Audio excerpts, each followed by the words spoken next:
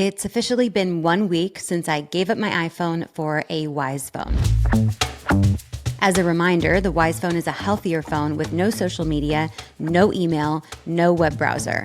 So the first week was like a troubleshooting week. So the journey that we have, like I said, I can chart this out. It's like you get it, and then the first 14 days, it gets progressively harder.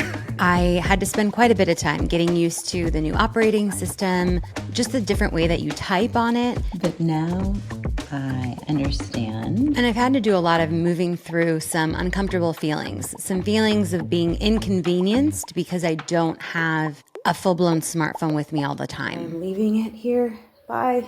It could be looked at as a good thing or a bad thing. Should we be able to do as much as we can do at all times? So good things is just the ability to be more present, really at home with my family, but definitely out in the world.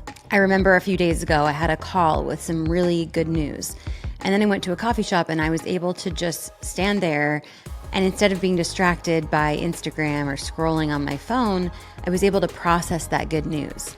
Actually sit in that good feeling, which is not something I'm used to doing. There's been a huge change in my wake-up routine. I have been keeping my Wisephone next to my bed, but the only thing that I could have missed overnight on that phone is a phone call or a text message. So I've just been waking up and lying there for a little bit. This morning I found myself just staring out the window. Several minutes had gone by, and I hadn't even had the urge to reach for that phone yet. That was new. So let's talk about some adjustments or new routines that I've had to put into place. All of a sudden, I wanted to go gluten-free.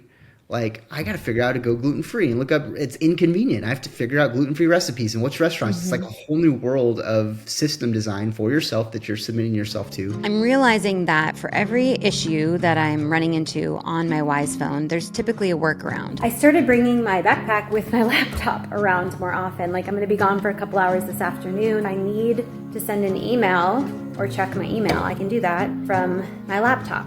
The Wisephone doesn't have Zoom. Just got a text message asking if I can jump on a Zoom. No, I cannot jump on a Zoom. But there's just this paradigm shift that I'm noticing where when it's time to do work, I go to it. I go to my work. So it's allowing me to create time blocks where here in this time I'm working and in this time I'm not. Just sitting in the car for my kids' school pickup for a few minutes. Typically, if I had my iPhone, I would be scrolling on Instagram. Probably feeling stressed, reading some comments that make me feel uncomfortable, not feeling good. But instead, I have my Wisephone and I don't have access to anything like that. But I can listen to Spotify, a podcast on there, or music. So I have options, but options that make me feel good. When you're using a full-blown iPhone, you're used to getting instant gratification. You can accomplish tasks immediately.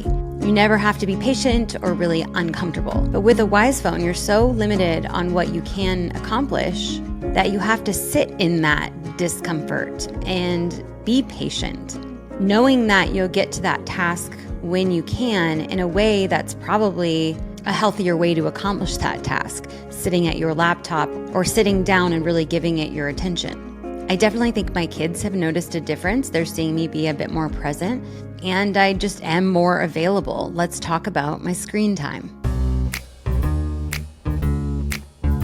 Before I started the Wisephone, my average daily screen time on my iPhone was 4 hours and 52 minutes a day.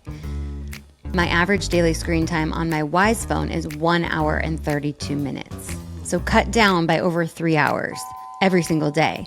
I'm also spending about 14 minutes a day on my iPhone just on editing apps and Instagram in order to post for the Scrolling to Death podcast. So I've cut down my screen time by about 65%. That's pretty huge. But then literally 30 days, you arrive, and after 30 days, universally, everyone has feelings of peace and freedom. That's the best way to describe it. And yes, there are still some inconveniences. There are some new habits and systems and processes to figure out. But you've accomplished another level in life, if that makes sense. I'm really looking forward to that time, and I am noticing some benefits despite the transitional difficulties. I will say that it is a big change. So if you're going to try moving to a healthier phone like this, do it when you're not experiencing a bunch of other changes. Personally, it's been a little bit more of a struggle. My anxiety is a little bit high because there's a lot going on personally behind the scenes. Kids are in a new school further away. We're selling our house, and there's just a lot. So this probably wasn't the ideal time to switch to a phone that takes a lot of attention and can elicit some additional stress. But I'm working through it. I will be back with you for an update at 2 weeks with the Wisephone. As a reminder, I am not sponsored by Wisephone. I just am really interested in finding better balance between my screen time and my work and my family life and personal life. If you're interested in learning more about the Wisephone, go to wisephone.com. I will be back with a check-in next week.